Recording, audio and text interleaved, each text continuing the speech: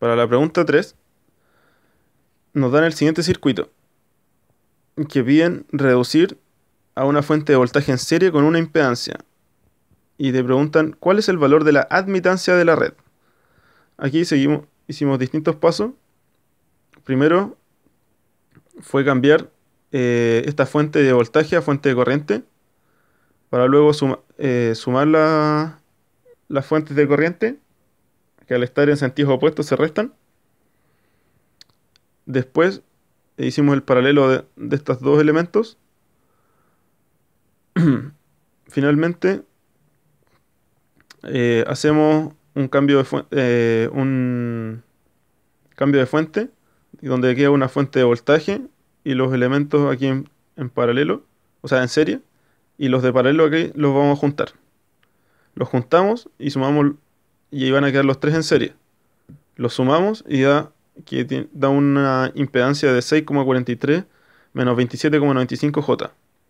Pero a nosotros nos pedían la admitancia, significa que es uno partido este valor, que nos da finalmente 0,078 más 0,033 J. Mos.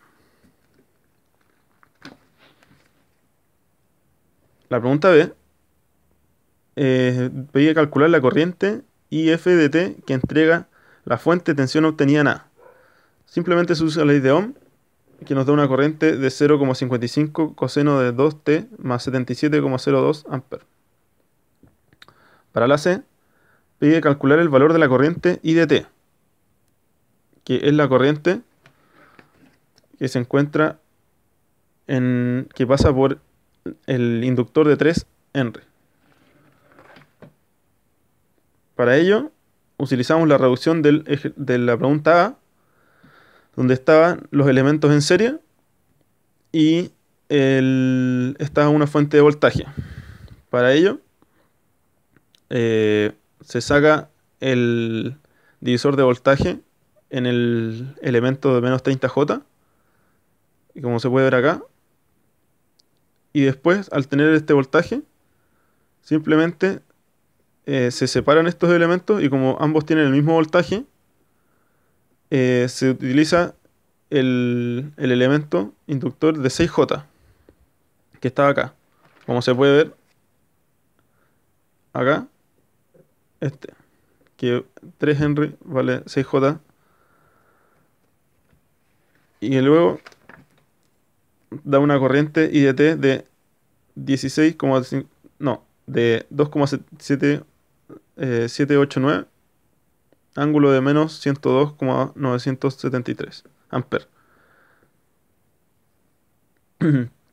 Luego la pregunta D dice: dibuje el diagrama fasorial del inductor de 3 Henry. Aquí se puede apreciar cómo está la corriente y el voltaje, y cómo la corriente está en atraso al voltaje, ya que es un inductor. Y en la parte final pide resuelva nuevamente el problema original utilizando el teorema de superposición para encontrar el valor de la corriente I de T.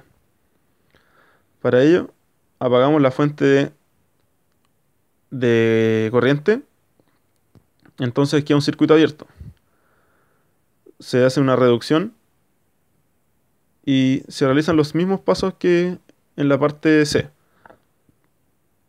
Se hace el divisor de voltaje acá, en el elemento de menos 30J,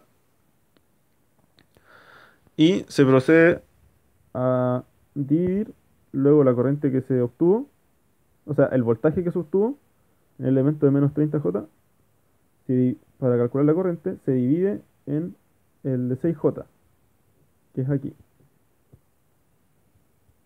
y nos da una corriente de 1,39 ángulo de menos 102,95 amperes.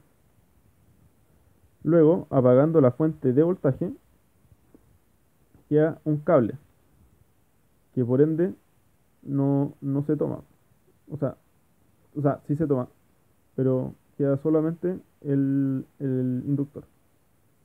Se hace reducción de nuevo y queda de esta forma. haciendo una transformación de fuente y reduciendo los términos.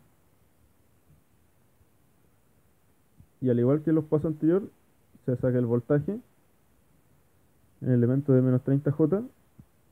Y con ese voltaje, después hacemos lo mismo que en el paso anterior, que es dividir por el elemento de 6J, para que nos dé la misma corriente que nos dio arriba. Luego, la corriente total va a ser la suma de la corriente 1 con la corriente 2.